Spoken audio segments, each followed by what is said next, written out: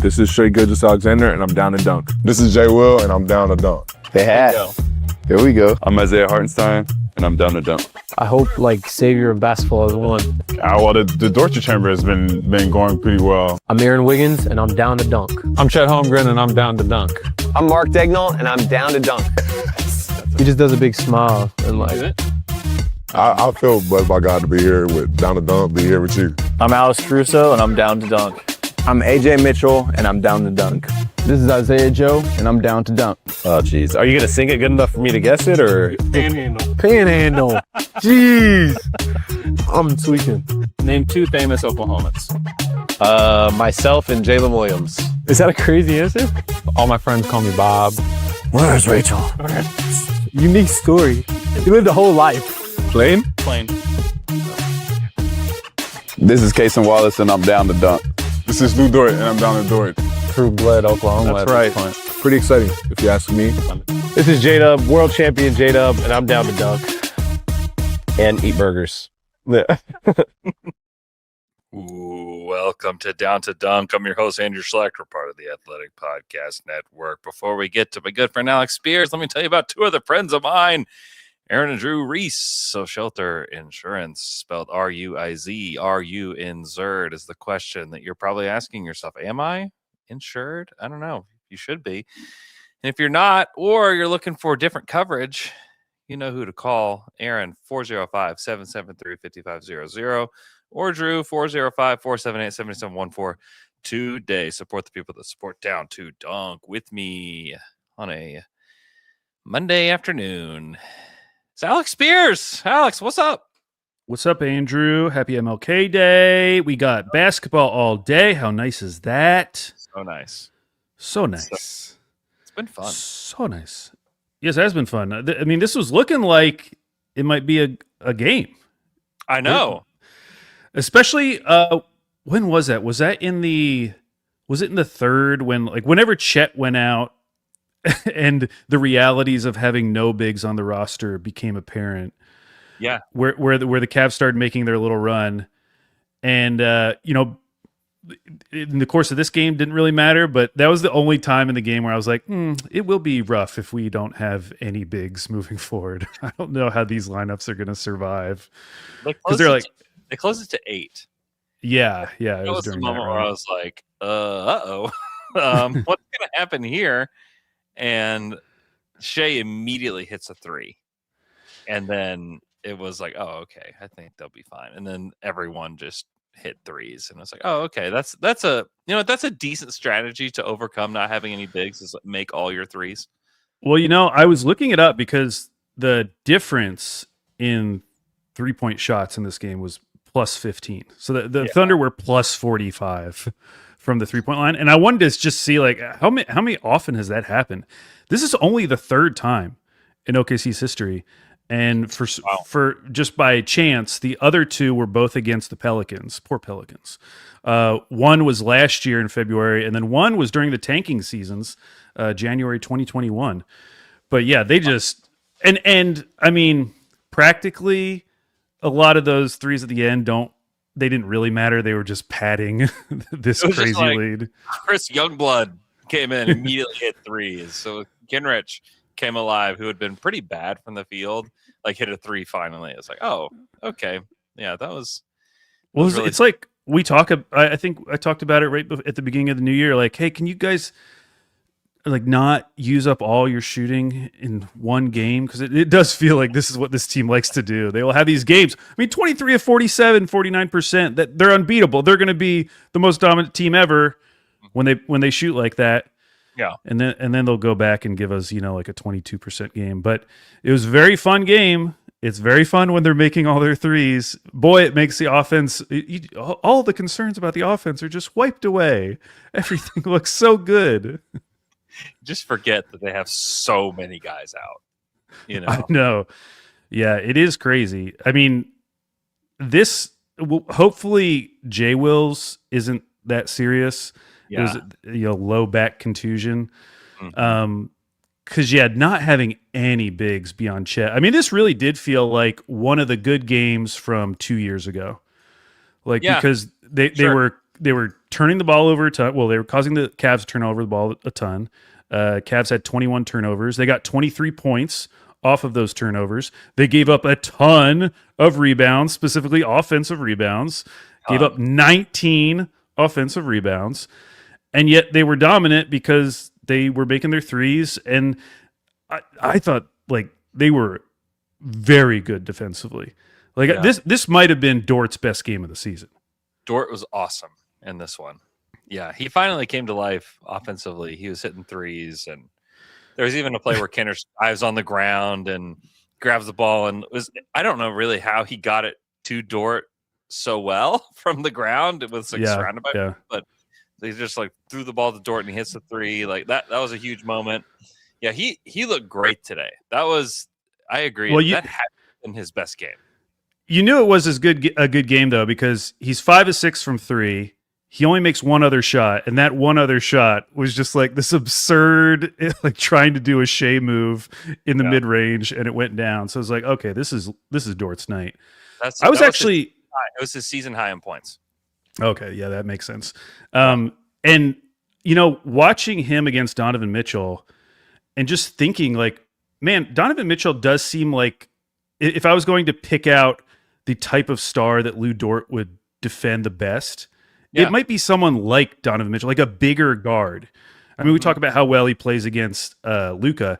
So I looked it up. Who knows if this is true because it's StatMuse. They've burned me in the past. But it says, and this does not include today's game, in 11 previous games, yes, it does include today's game, in 11 previous games against Lou Dort, Donovan Mitchell is averaging 19.2 points per game. Wow. I mean, this is a guy averaging 29 points per game right now. Yeah. Yeah, Dort just frustrated him so much, which eventually led to the light ball throwing back and forth. that was the lamest double tech. I was about to say it was a super lame double tech. Mitchell barely. I mean, he like tossed it enough to hit Dort, but then Dort. I feel like Dort was trying to make it look like he was trying to get it to the ref and just couldn't get it all the way there. Yeah, that was a pretty lame. But it goes to show just like how frustrated Mitchell was. Like he was clearly bothered by Dort in this game. Yeah, that's Dort's, let's see, second 30-plus minute game. He played that many against Memphis, which they needed him to because they didn't have anybody playing that game.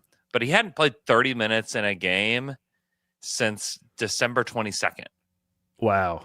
And so, and they needed him to play today too, as well, with Caruso going out, going. I mean, it's there's some concerns about who's available at this point. But they needed him to play, and he played super well. I really think the story of today, though, is Chet. Oh, Chet was absurd in this one.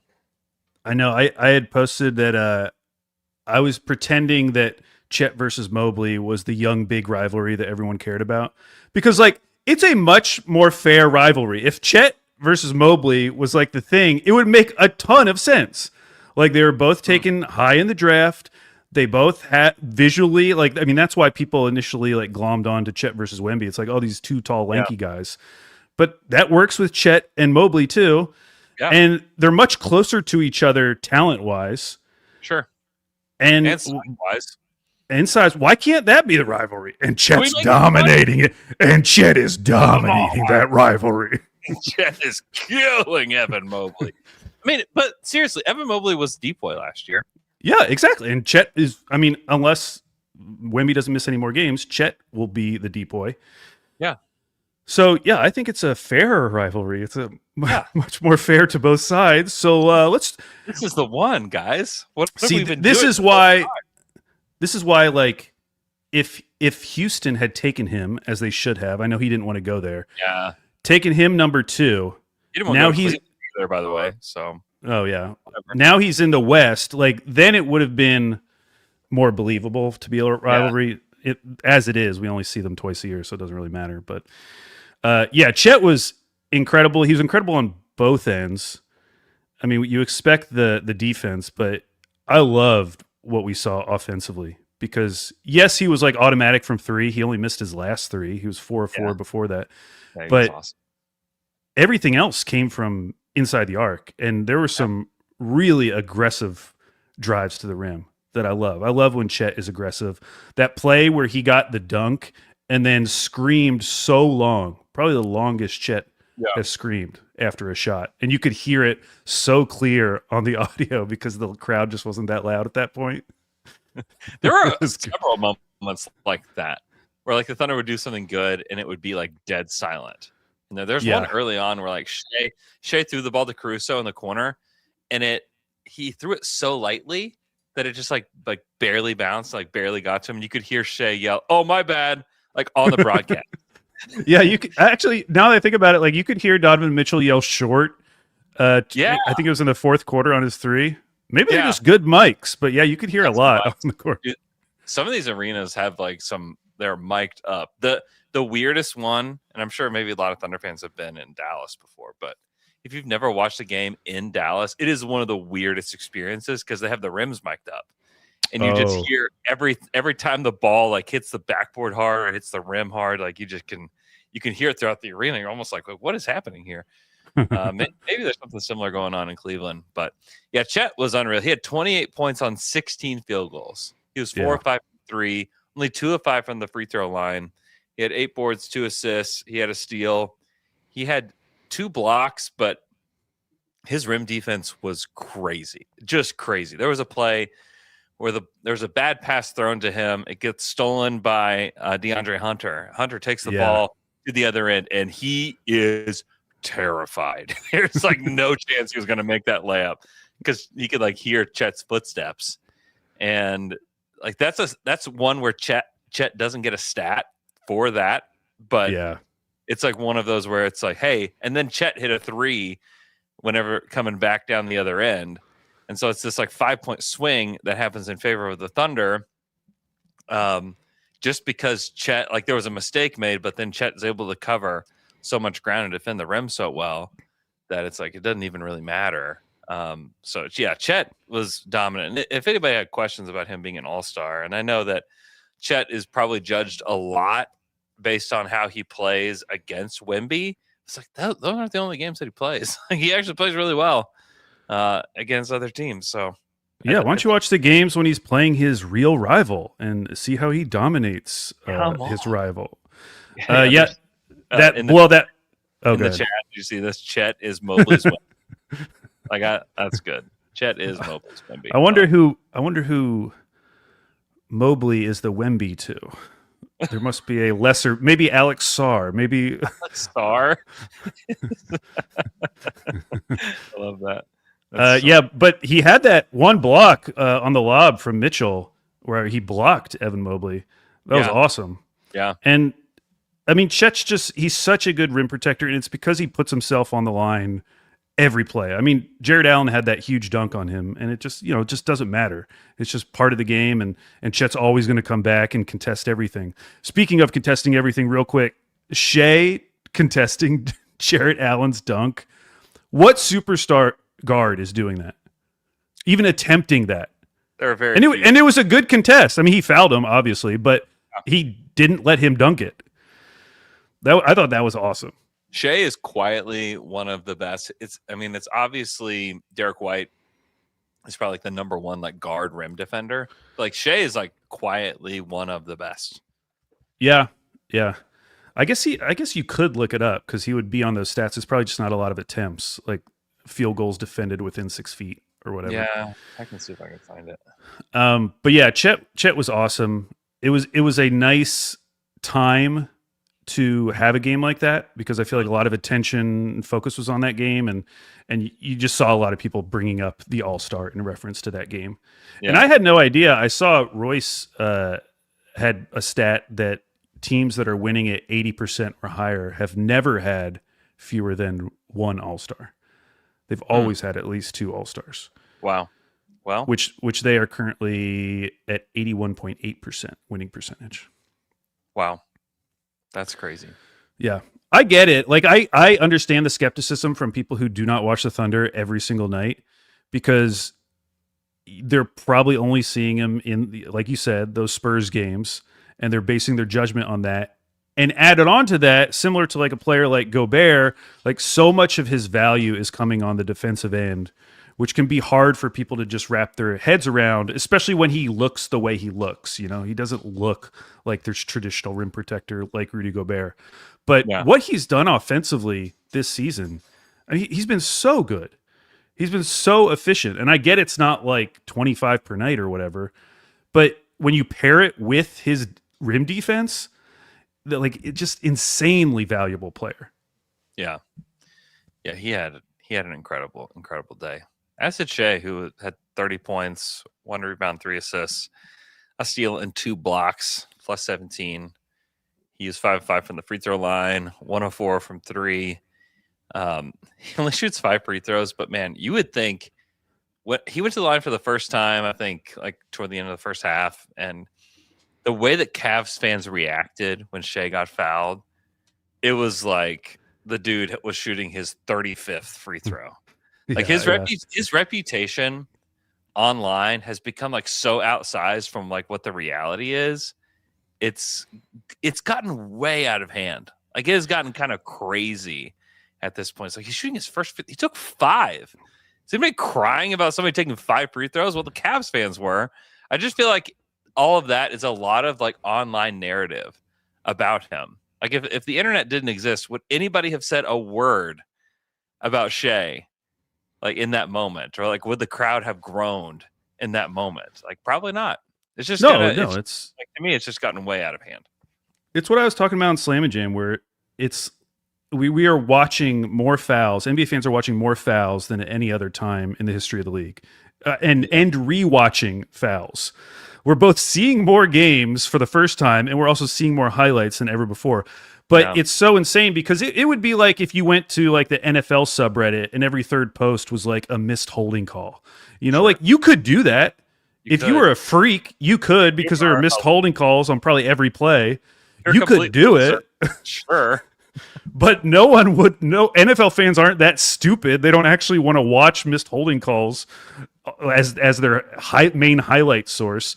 So yeah, it is frustrating. But the thing I keep thinking about is Houston fans went through the same thing with James Harden, and they got 1 MVP out of it and no finals appearances. Like, yeah, it sucks having everyone hate your player and call him a free throw merchant, but we already got a ring out of it.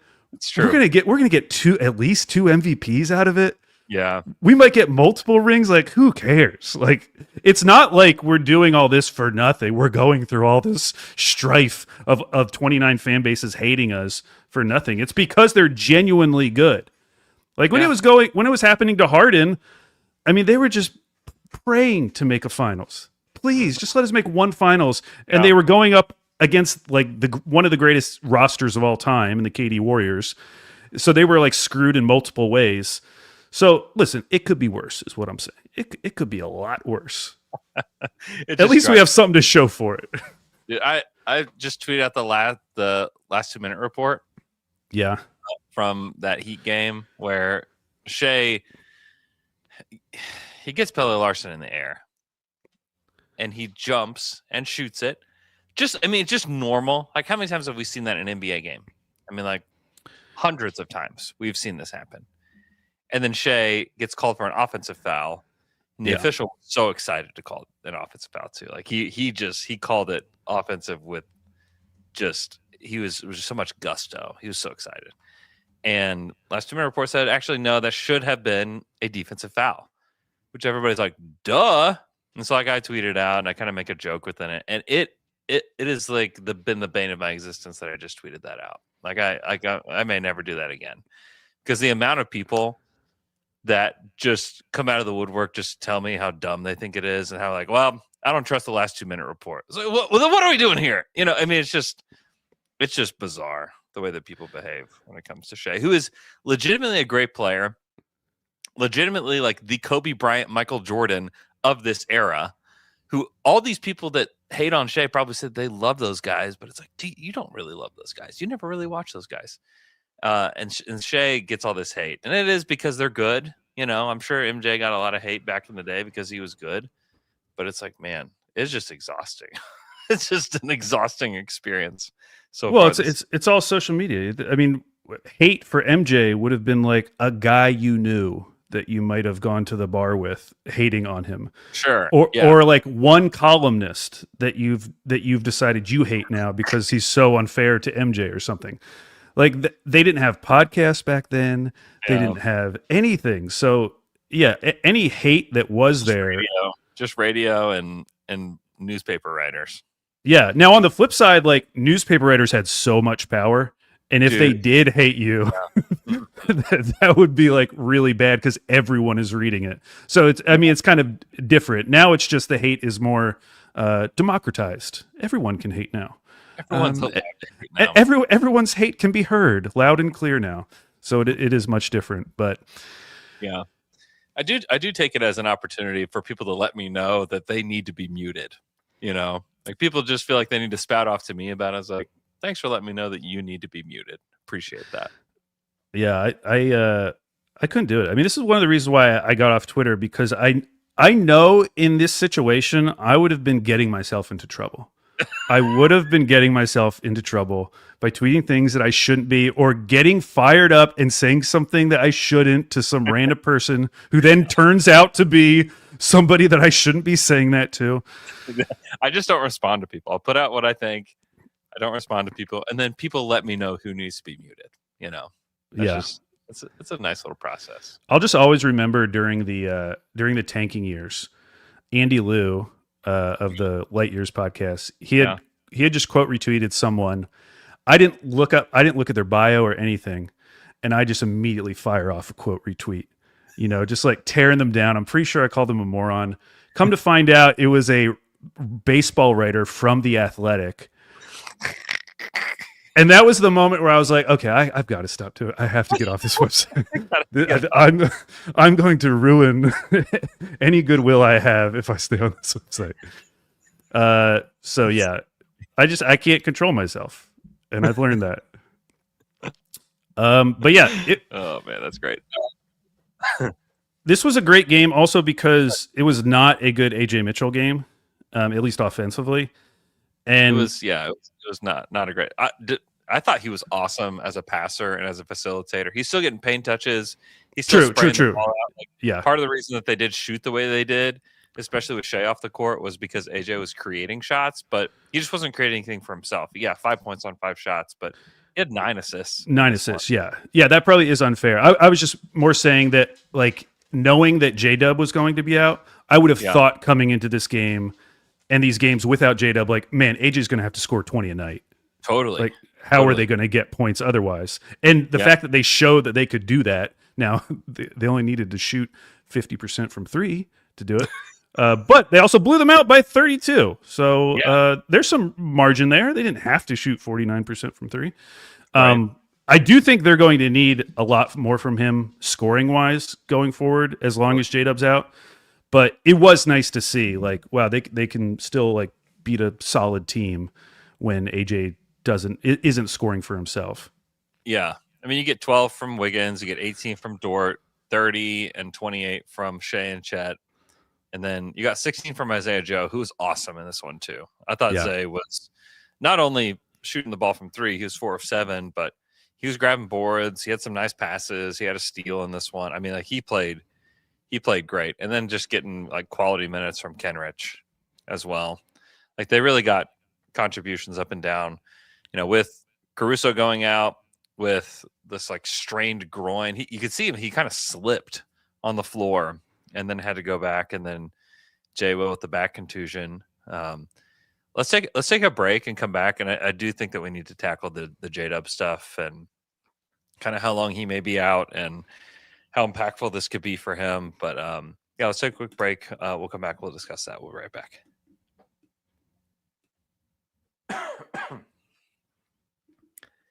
And we're back after that quick break. Before we talk about J-Dub's injury, let's talk about Ring Family Dentistry. Ring Family Dentistry takes a straightforward and honest approach to dental care. Doctors Phil and Brennan Ring believe in keeping what's healthy, fixing what's not, and only replacing what truly needs it. No pressure, no upselling, just clear explanations, thoughtful recommendations, and decisions that are always up to you. Ring Family Dentistry is a true family practice with a laid-back vibe, modern tech, and high-quality work, including same-day crowns, even for your front teeth. plus implants, bridges, root canals, and clear aligner therapy, all offered in-house. Call to schedule your appointment at 405-621-1555 or make an appointment online at ringfamilydentistry.com. So J-Dub is going to be out. He injured himself during the Heat game. It was pretty clearly like a hamstring injury. They listed it as like a thigh contusion or something like that. Thigh soreness maybe is what they listed it as. And then he's now listed as out with a hamstring strain, and the Thunder said they're going to evaluate him in 2 weeks after, and see where he's at. I don't think that means he's coming back in 2 weeks. I'd be a little bit surprised if that were the case. But also, we really don't have that much information about it. My guess is like, would it be crazy if we didn't see him until after the All-Star break? Like, I don't think so. He needs to get, you need to get that right, and it takes time to get a hamstring right. We don't really know what the status is on his hamstring. Like, you can say that it's a hamstring strain, but that can mean so many different things.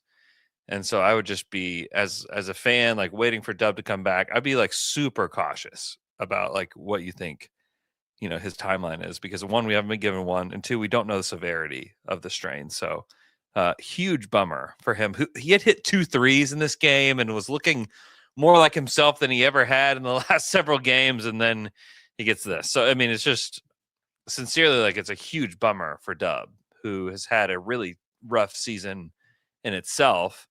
And then you have this happen. It's like, come on, man. Like, this really, really sucks for him. Yeah, it could definitely be a while. And it's, as everyone knows, one of those injuries that can just really disrupt your rhythm, because if you just come back a little bit too early and you just tweak it a little bit, it's like another 2 weeks. And there's so many players who have dealt with hamstring injuries. I mean, Scoot Henderson, now he had a severe one, but he still hasn't played this season. He had a pretty severe tear. Yeah, he had a tear. Yeah. Which hopefully this is not anywhere close to that. But I'm kind of anticipating this is going to be a minute before we see J-Dub again. Yeah. Which will be interesting. I just saw someone posted on NBA Reddit, since the start of the 24-25 season, the Thunder are 32-1 when J-Dub doesn't play. Well, we'll get to see if that holds true. They played great today. Yep, there's one.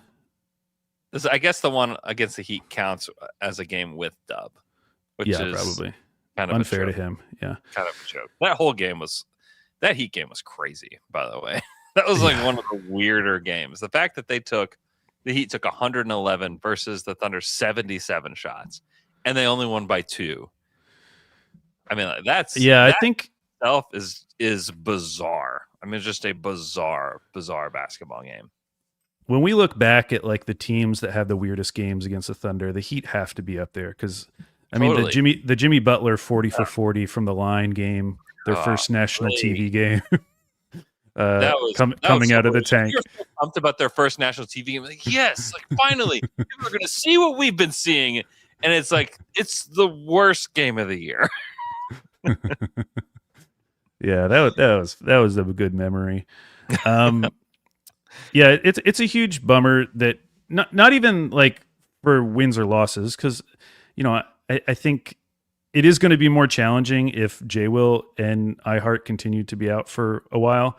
Yeah, but I'm less worried about wins losses. It was more like you talked about, like we knew this was going to be a long recovery coming back from the wrist injury, and to feel like it was getting closer and closer these last couple of weeks to like, okay, Dub is fully back.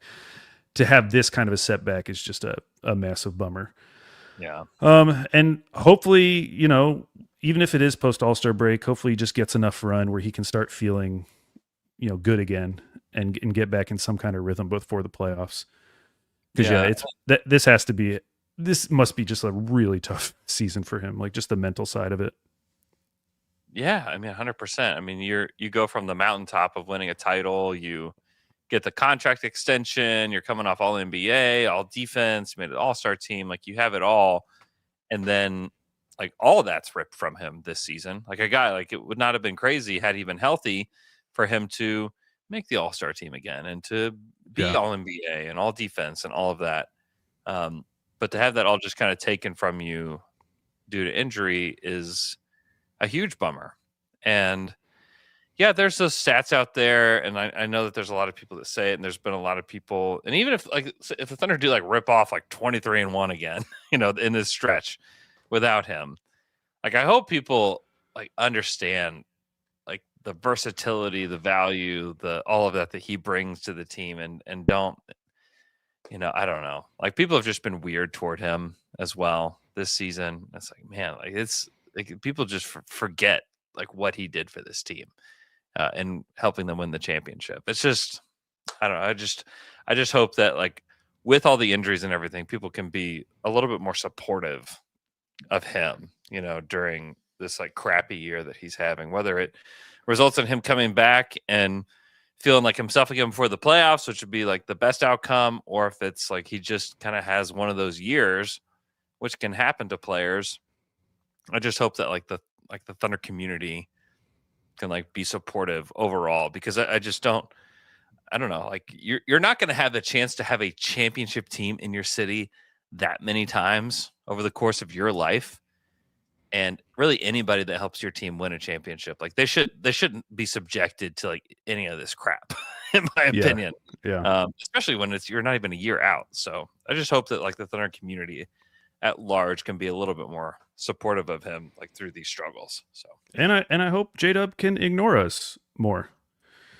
He can't. So that's why I'm saying this. This is literally why I'm saying this, is because I know that Dub does not have the capacity in him. It's just not who he is. He's, we all, if people were saying stuff about us online, I think there would be a small percentage of people who'd be you know what? I really don't give a rip. I'm not going to look at it. And then the other 90% of everybody's yeah, I have to know what people are saying about me. And Dub just falls into that 90%, I think. I'm in the 10%, as you know. I've never once read any reviews about any of our podcasts. I've never looked at any comments for any of our podcasts. I refuse to, because I know that I can't handle it. I'm in the 90%. I read everything. I know, and I'm glad you read everything, because you'll occasionally send me nice things, and it'll be oh, okay, there's one nice thing. People actually like me. Yeah. But yeah, this next stretch is going to be fascinating, because somebody's going to need to step up offensively. Mm-hmm. I thought Wiggins was great today. Wiggins was good. He only scored 12 points, but he had maybe one of my favorite plays of the game, which was when he decided to go one-on-one with Donovan Mitchell, got around him, kicked it out, and then it pinged around, and it was it a Chet 3? Yeah. Yeah, it was a Chet 3. That was awesome. That was an awesome play. He had 12 points, 6 boards, 3 assists, and 5 steals today and a block. Yeah. We'll take that as spot starter Aaron Wiggins, who I know he likes to be the starter. It's well, you might actually get to be the starter for a little bit. And I really do think he has earned the right to start in a lot of these games, just because defensively he's been so much better. I just think that he's made a really quiet leap defensively, which is kind of allows him to take this role on. So huge respect to Wiggs. I got to take this phone call real quick. Will you just talk for 5 minutes, please? I just have 5 minutes. All right, we'll go to the comments. This from Carlito Supremo. Have we talked about why the Thunder are so cryptic and secretive with all the injury reports? Does it all stem back to that fine years ago? I don't really care, but I do find it curious. That's interesting, talking about the fine. I hadn't thought about that. I thought it was mostly the just the overall unwillingness to share any information whatsoever. I kind of felt like it goes along with that. It has definitely been their MO with anything. And so that's kind of what I always thought, but maybe it does stem back to something specific. You back, Andrew? I'm back. Quick? Yeah. Sorry. Just a quick, I had a little call with my doctor. I'm just having my knee is just not right today. No. Yeah. It's not good. Your bad knee? Yeah, bro. It's been a rough day. It's been a really, really rough day. But anyways, not a rough day for the Thunder though, who win on MLK Day. It's also just really fun to win when you're playing on NBC and like the whole world is watching kind of thing. Like it's just really nice. Like for the Thunder to actually show up in that game. And like, man, dude, the Cavs are 24-20. Yeah. When we think about like how some of these Thunder stretches have felt so bad, we're talking about a team that won 64 games last year. That's 24-20. And having like nothing to show for it. Yeah. Like they didn't even have like some awesome playoff run. Oh yeah, the playoffs or were like a conference embarrassing. finals appearance. Like they've got nothing. It was just that regular season was awesome. It's like we have this awesome team. It's going to be here forever. We have a core. Mm-hmm. And then a year later, how can you not think about like, okay, well, what would a trade look like to break up this core? What do you do? I mean, even in this game where you do the thing that you're supposed to do and you out rebound the Thunder by a cajillion, it was 38-54. It's like, yeah, great. That's what you're kind of built to do. And you're having this awesome year from Jalen Tyson, which is kind of like found money. I mean, he's not somebody that was supposed to be this, but you just can't get anybody else going. And like Lou Dort puts straps on Donovan Mitchell, and he just can't do anything. And I mean, it's incredibly disappointing. Like the trade to get Lonzo Ball is a disaster. He was horrible in his 5 minutes today. I mean, I don't know what you do moving forward if you're Cleveland, because and as wide open as the East is right now, where to blow it like this, you say like, could Boston actually win the East with Jason Tatum not playing? Essentially, I mean, it's just a massive disaster for them right now. They're in the play-in. They're in the 7th seed right now. And I think one of the things that's really frustrating is, was it last year, or I think it was the year before, where they went through a stretch in December where they had like multiple guys out and they were so good.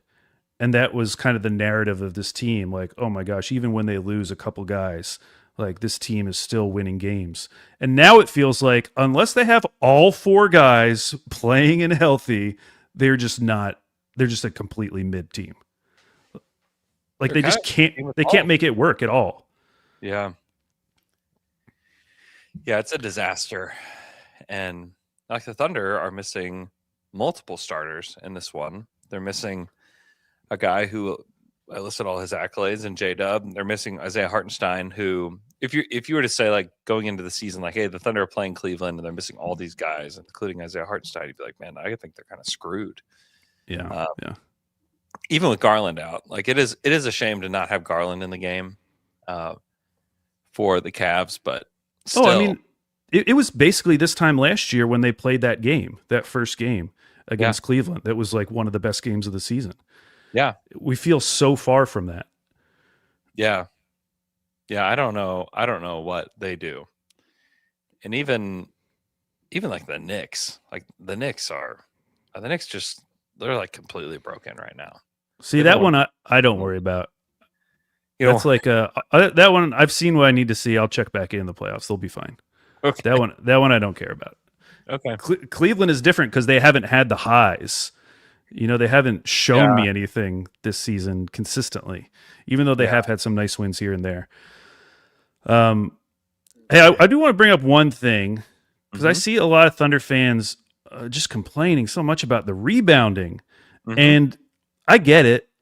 And they're going to be a bad rebounding team, especially if J. Will is out for any amount of time. Like, yeah, they're toast. But like, I just don't care because one, with the current roster, it's not changing. Like, it's not like one of these wings is suddenly going to become. It's not like Lou Dort's going to suddenly become a really good rebounder. They just have a lot of their guards and wings just are not good rebounders. And I do think Presti tried to address it in some ways. I think the Dylan Jones pick was in part to get a out of position rebounder. We got a Dylan Jones reference on January 19th, 2026, bro. I'm gonna do another one. And also Thomas Sorber, like part of Thomas Sure. Sorber was getting bringing in another rebounder.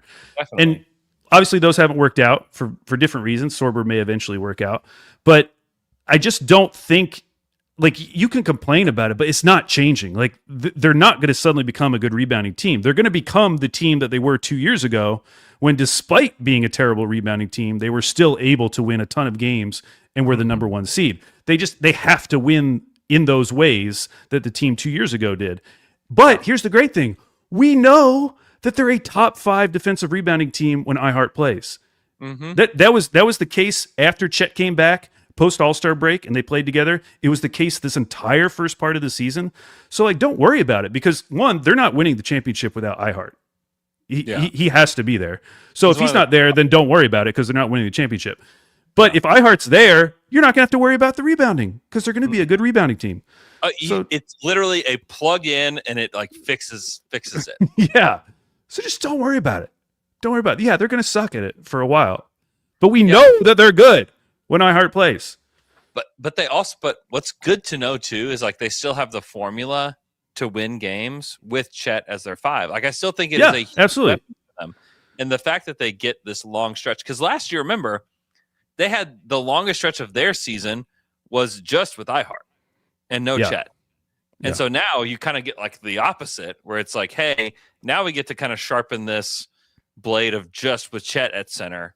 And they've looked really good in stretches where it's just Chet at the center position. Now they do need a backup center, and they are back to the rebuilding era where it was just Kenrich as their backup center.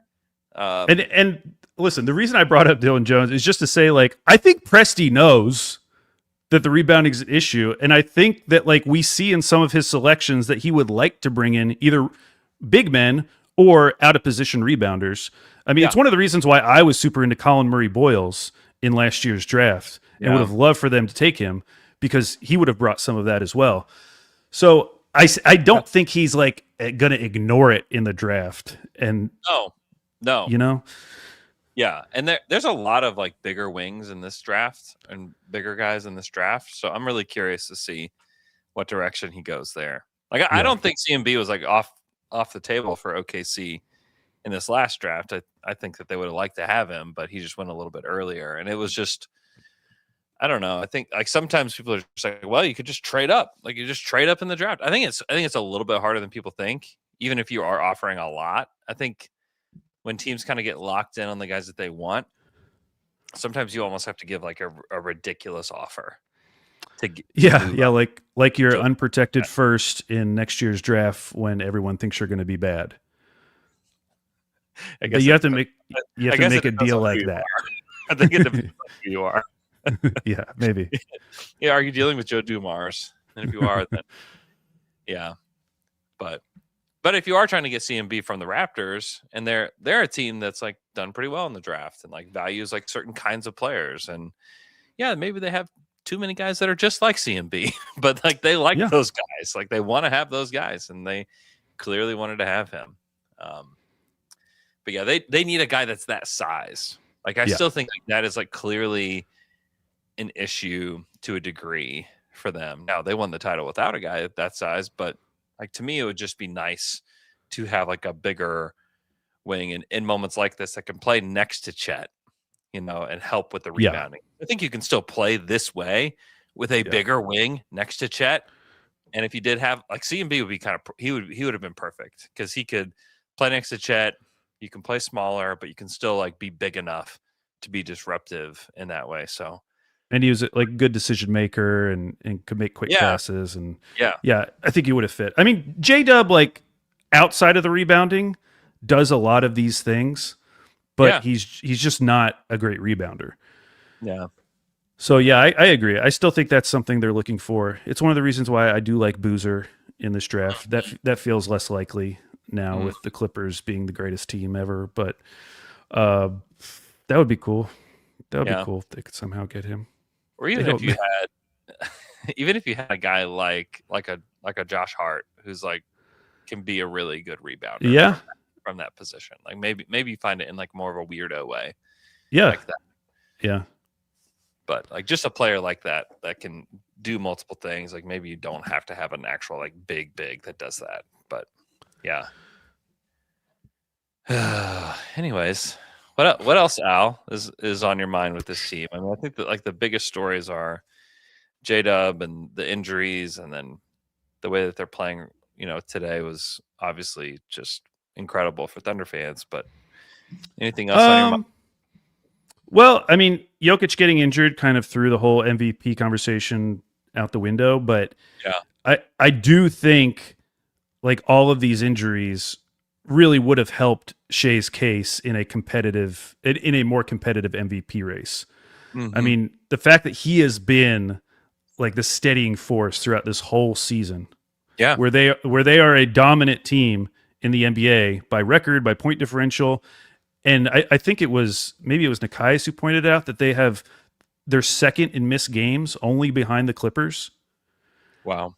And the fact that they have still had this amazing of a season, like you got to give Shea some credit for that, considering he's basically always there. I think he has missed one game, maybe. I think he's missed two.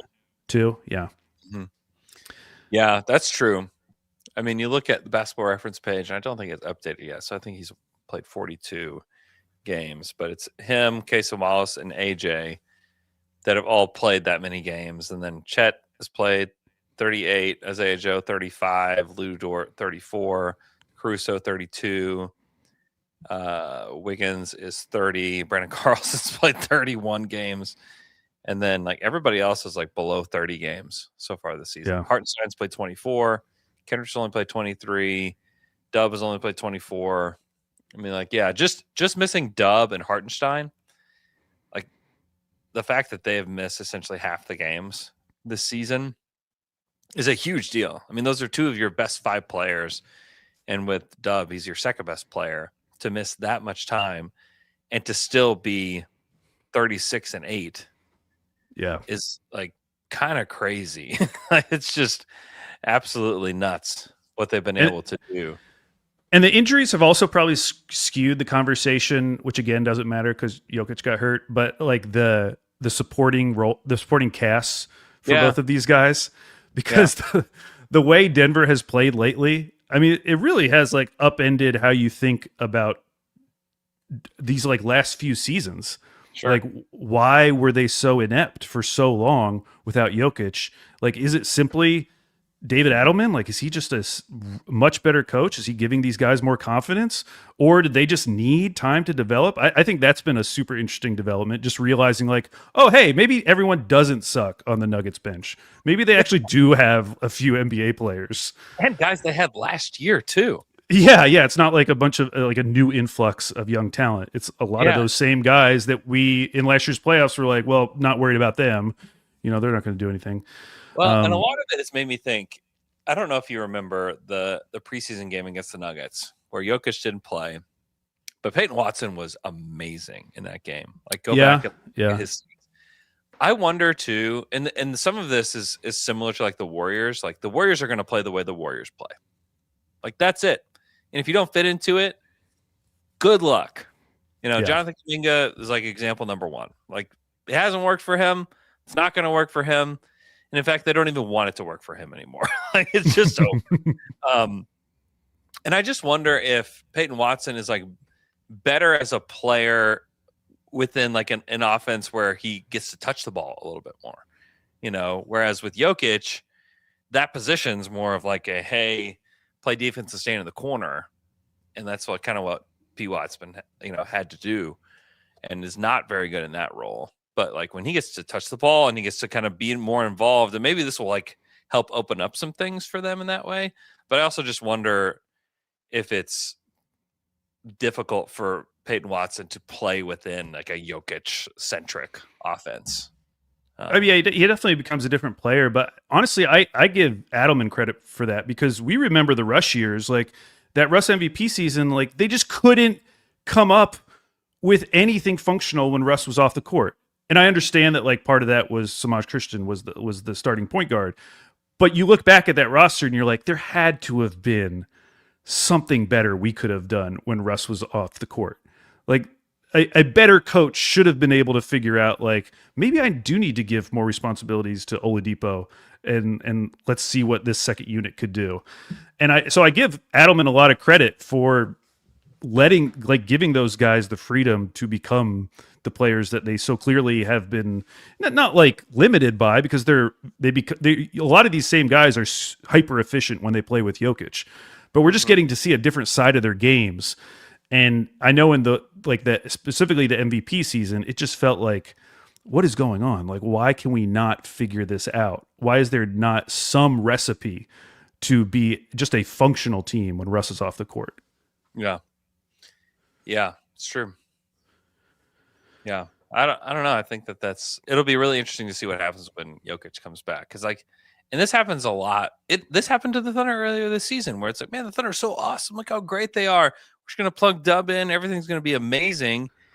It's hard to bring a guy back in who takes up a lot of like space and possessions and all of that, and bring them back in and not have just like some things that need fixed, or some things that just need some adjustments. It's really difficult. And obviously Jokic is a lot more than what Dub is to this team, to the Nuggets. But yeah, I just wonder if there will be like an adjustment period once he comes back. I still think that they are the team to be feared for sure. Oh yeah, I was going to say, for Thunder fans, just keep rooting for the Nuggets. We just want them to keep winning. Yeah, please stay on that side of the bracket. Stay in the 2-3. Shout out to the Wolves for losing their last 2 games. I watched both of those games. Totally. Because they could have won. Well, they definitely could have won the most recent one, but they could have won the Rockets game too. Yeah, that was a 5-point game. Yeah, they were in both those games. Yeah. But yeah, those were big losses. I know. For the standings, because now they're 2 games back of Denver. How is Denver? Denver's just staying alive. I don't know how they're doing this, but like, please stay there. And Jokic, come back and maybe don't sputter at all, and just like keep grinding, Nuggets. Come on, guys. It would be so nice to have San Antonio and Denver there. Oh, listen, like, I know that we're biased and we just don't want to see these teams in the second round, but how awesome would a Spurs Nuggets series be? Like, as a neutral NBA fan, like, that is about as good as it gets. There's nothing more that I want to see in the second round. Because like, you have like all the pressure on Denver. You have San Antonio with really nothing to lose. It's their first playoff appearance. Yeah. This is gravy for them. That would be awesome. Yeah, that would be great. That would be great. And then the Thunder get Minnesota or Houston. That'd be great. Minnesota Houston would be a fun series too. It really would. That's a crazy 4-5. That's a crazy 4-5. Shout out to Steven Adams. So glad it doesn't seem like he didn't do anything super serious. They said that he just really bad. I know that, but they said it was just an ankle sprain, a really bad one, but he didn't break anything. Yeah. So that's good. Even so, he's had those issues. It can take a long time to come back from like a really bad ankle sprain. Oh, I know, but everyone in the comments after that was like, "Oh, that's an Achilles. That's classic Achilles." Oh. Even though it didn't make any sense. It didn't look like an Achilles. I know, it didn't at all. Because he like came down on his foot. That's weird. But anyways, I'm glad it's not something more serious. It's not season ending, it seems like. Yeah, he's really important to what they do. He's his importance is probably outsized at this point with Houston, just because of the strategy that they've chosen, for their offense. It's like, okay, we can't make many shots, so we need more chances to make shots is kind of like their strategy. And yeah, that would be specifically a really fun series. I don't know who I'd pick at this point between Houston and Minnesota in a series. Yeah, I would imagine Minnesota would be favored. I mean, especially the way they're playing right now, even with these 2 losses. But yeah, Houston feels like, of these top 5 teams, Houston feels like the team that would be most motivated to make a deadline deal. Because I don't think they need to trade for like a star to address some of their issues. I think both those teams, though, like Minnesota and Houston, both need a point guard. Yeah. I know the Wolves have looked good recently, but like they still have a lot of problems, and they need to address. I don't know how they do it, but yeah, they really need to figure it out. Huh. Well, Thunder win. Thunder stay in first place. There was a question after they lost to the Spurs for the third time. It was like, are the Spurs catching up to the Thunder? Well, they currently are 6 games up on San Antonio, looking pretty good at 36-8. They have the best record in the NBA. Detroit Pistons at 30-10. I feel like it's like the least talked about thing for whatever reason. Yeah. I don't quite get why people aren't like all about Detroit at this point. Just because. Okay, so what did you say they were? 38-10? 36-8. Or the Pistons. Detroit? Yeah, they're 30-10. Okay. Do you remember, or what would be your guess for what the Cavs were at the same time last year? Yeah. I'm looking it up. Oh, 30. I don't know. Maybe they were 37-7 or 33-7. I mean, you said 36-10. I said 30-10. Gosh, I keep. God, we're so old. Listen to us. They were 30. They were 34-6. Wow. They were awesome, and they were the talk of the town. Yeah. No one's talking about Detroit. That's better. But that was better than the Thunder are right now. I know, they were incredible. 35-6. Oh, it's my better gosh. down the stretch of the season, but yeah, they were looking like the heavy favorite in a lot of ways. Man, that's a bummer for them. So the Thunder, nice little stretch here at Milwaukee on ESPN for some reason. Sorry. Oh, woof. Indiana at home, Toronto at home, New Orleans at home. I mean, Toronto's the only one of those. I mean, I guess Indy's been playing slightly better. They did beat Boston. Who knows? Yeah, they're 4-6 in their last 10. Yeah, Toronto could be something. New Orleans probably won't be. And then we get at Wolves and at the Nuggets. Those are 2 weeks. Get healthy, everybody. Yeah, that would be a bummer. I mean, Dub won't be back, but like, could we get iHeart back, please? Please. Especially against the Wolves, please. I know. Yeah, down to dunk night against the Toronto Raptors on next Sunday. We're less than a week away. Wow. We'll be sending out an email to everybody that's attending.